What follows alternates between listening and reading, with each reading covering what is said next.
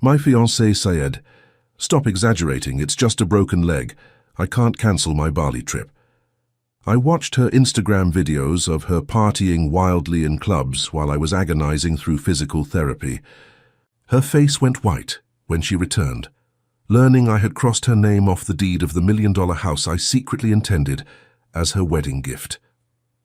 When I proposed to Lara last winter, I thought I was the luckiest man alive. She said yes in front of a sunset on the cliffs of Santorini, hair glowing, eyes bright, like every dream I'd ever had standing right in front of me.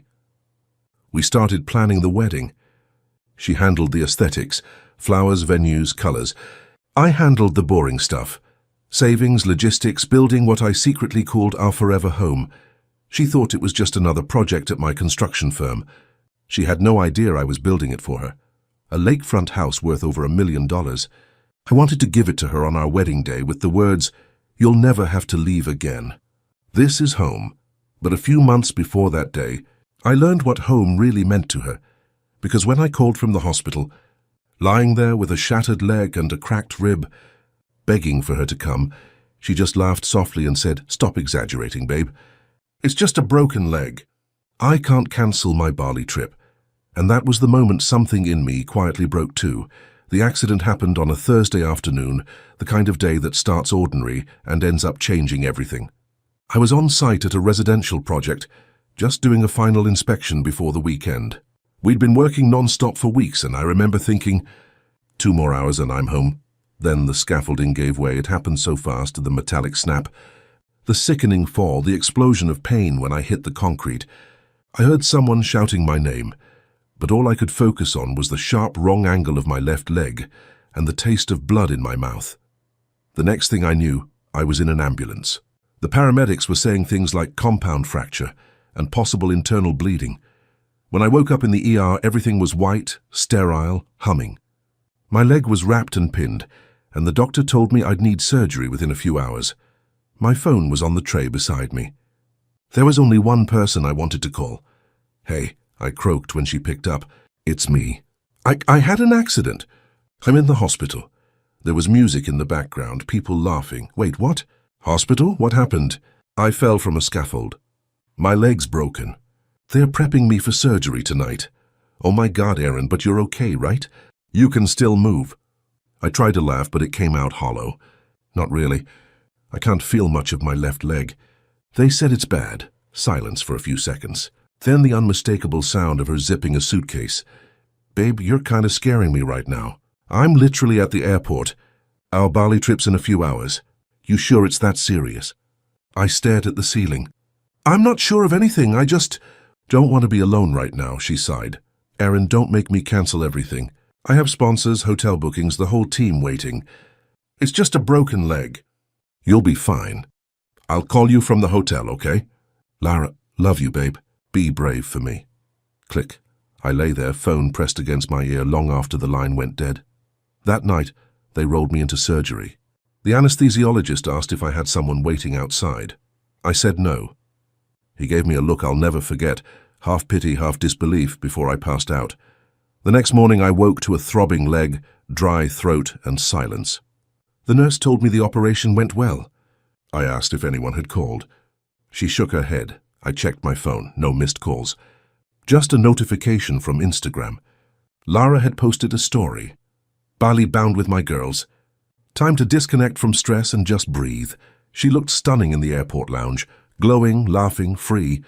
Meanwhile, I was staring at the ceiling of a hospital room, pain screaming through every nerve in my body.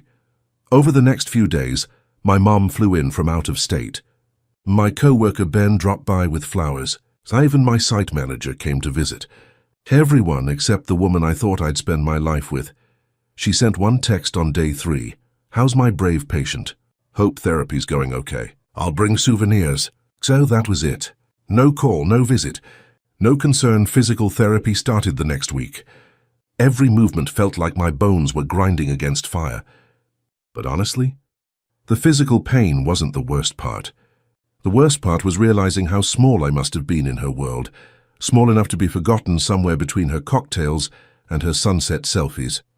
At night, when the painkillers wore off, I'd scroll through her feed. Beaches, bars, laughter. Hashtags like Bali nights and living my best life. Each post felt like a knife turned slowly in my chest. By the time I was discharged, I'd memorized every caption, every photo, and I'd made a decision. I was done being the background character in someone else's highlight reel. A week after the accident, the doctors finally let me go home. I'd begged to be discharged early. The hospital bed felt colder each night, and the silence after visiting hours was unbearable. My leg was still pinned, and every step on the crutches felt like fire. But at least I could breathe air that didn't smell like disinfectant. Mom helped me settle in for a few days, cooked soup, set up my meds. Laura? She was still in Bali. Her 7-day collab trip, as she called it, with a team of influencers and photographers. I saw every post.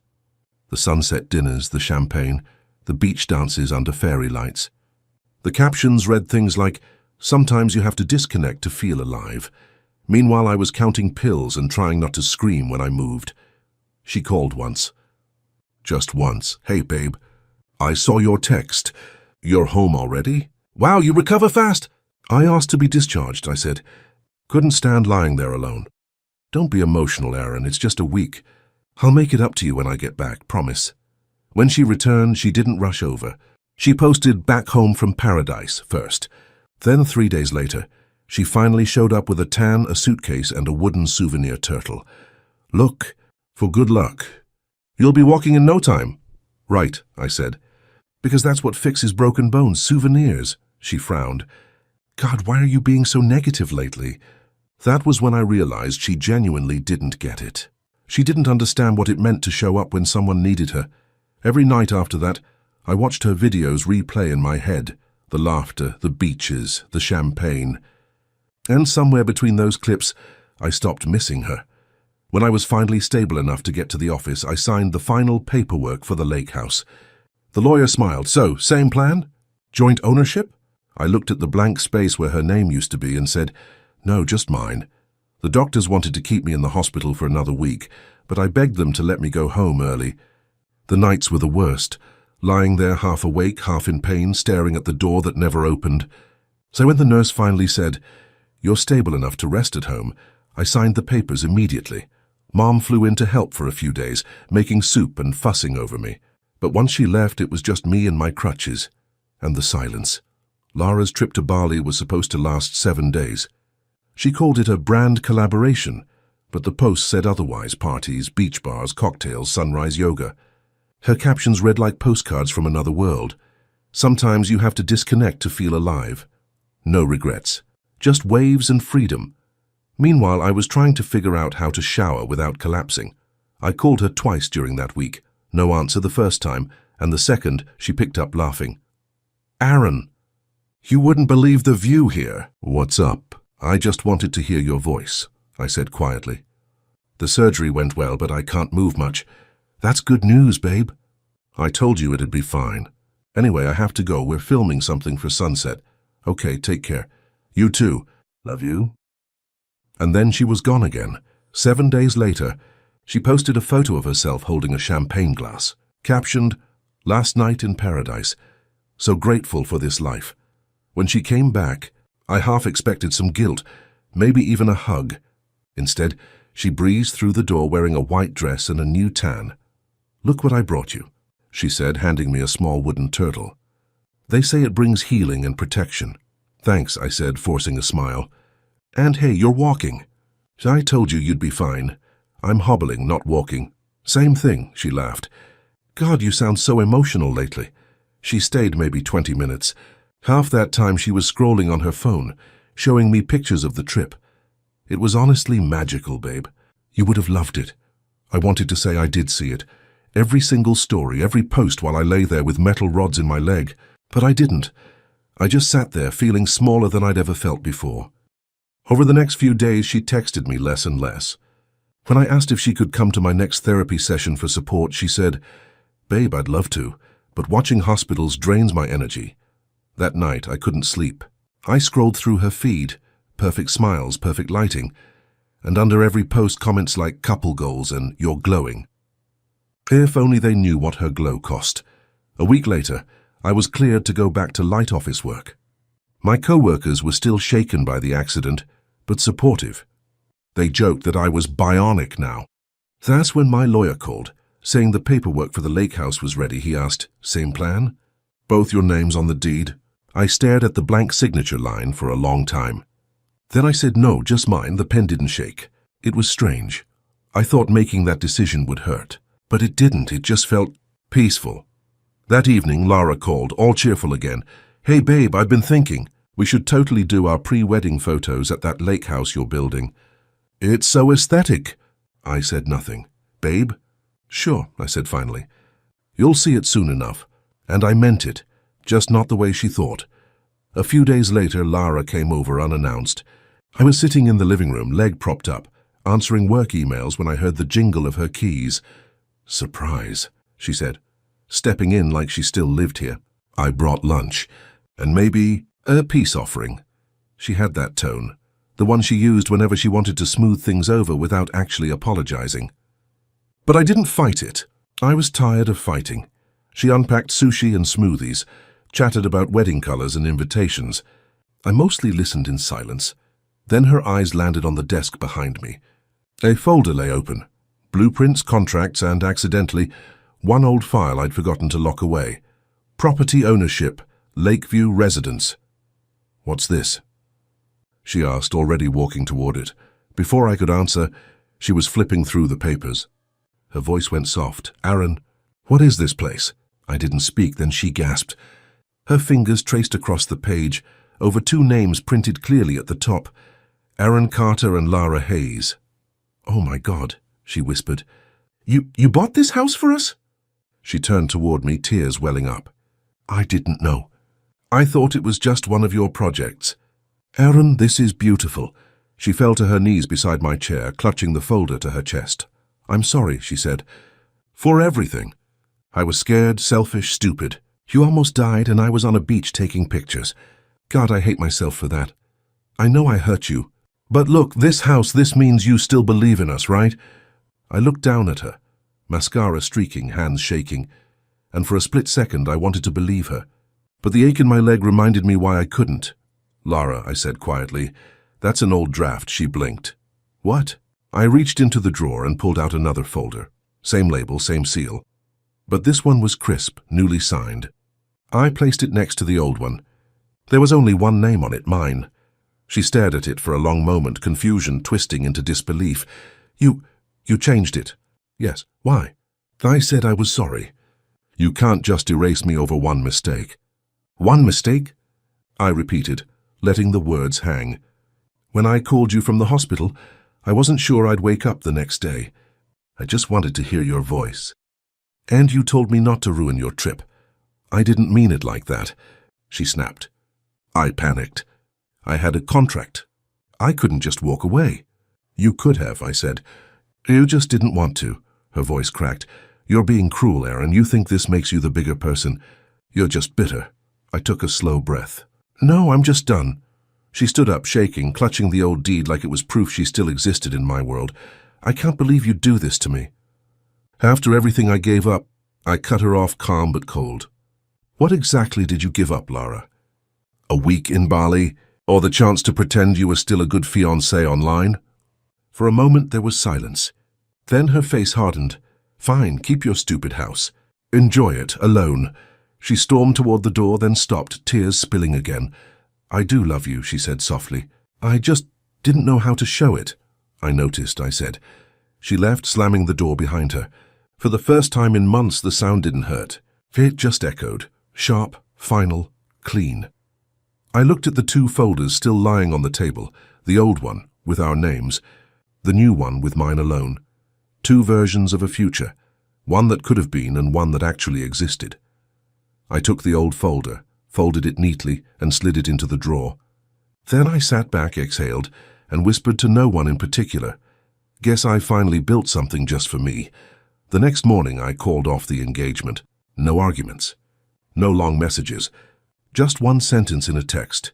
"I think we both know this isn't love anymore." She didn't reply right away. But a few hours later, my phone lit up with dozens of missed calls and frantic texts. "You're overreacting. We can fix this." Please don't throw everything away because of one bad moment. I didn't answer. I'd already thrown it away the night she chose a cocktail over my hospital bed. A few weeks passed. My leg was healing slowly. I could walk without crutches now. Physical therapy hurt, but it was a kind of pain that made sense. Every stretch brought progress. Unlike the pain she'd left me with, which never led anywhere, then one morning my coworker Ben sent me a link. "Dude," his message said, "I've got to see this." It was a viral TikTok, clips from Lara's Bali Vibes vlog, stitched with screenshots from a Reddit thread. The title read, "Influencer parties in Bali while fiancé recovers from car accident." The comments were brutal. People weren't buying the brand collab excuse. Her sponsors started dropping her one by one. A few brands even issued public statements distancing themselves. By the end of the week, every trace of her perfect life had started to crumble. The followers who once called her goals now called her heartless. The internet has a way of doing what karma sometimes forgets. I didn't post, didn't comment. I just turned off my phone and went to therapy. The world could punish her on its own. I didn't need to. Months went by. The cast came off. My leg was still weak, but I could walk along the lake again. Slow, steady steps, one at a time. The house was finished now. The lake shimmered outside the glass wall. The wooden floors smelled fresh, and the air carried the faint echo of possibility. I moved in alone. The first night there, I didn't feel lonely. I felt quiet, peaceful in a way I hadn't felt in years. Sometimes peace isn't about who's next to you. It's about not being afraid of the silence anymore. A month later, she showed up. No cameras, no perfect hair, no audience. Just Lara, tired eyes, trembling hands, standing at the gate. "I just wanted to see you," she said, "and to say I'm sorry. For real this time." I stepped outside, leaning on the railing. "I believe you," I said. "But sorry doesn't mean we go back." She nodded, tears slipping down her cheeks. "I lost everything, Aaron, the sponsors, the followers. I didn't realize how much of myself I'd built on other people's approval." "I know," I said. "And maybe that's why we never worked. You needed applause. I just needed someone to show up." She looked up at me, lips quivering. "Are you happy now?" I smiled faintly. "Getting there." She nodded, whispered a soft goodbye, and left. This time the sound of the door closing felt different, not like an ending, but a release. That evening I sat by the big glass window overlooking the lake. The sunset spilled gold over the water, warm and silent. My cane rested against the chair. My leg still ached, but it was my ache now, earned, healed. I took the house key from my pocket, turned it in my hand, and said quietly to myself, "May I never hand this key nor my heart into the wrong person again." And for the first time in a long while I felt free. If you've ever been there, if you've ever felt like you gave everything to someone who only gave you excuses, I hope you learn what I did. Healing starts the moment you choose peace over pain. So, thank you for being here, for listening, for letting my story reach someone who might need to hear it today.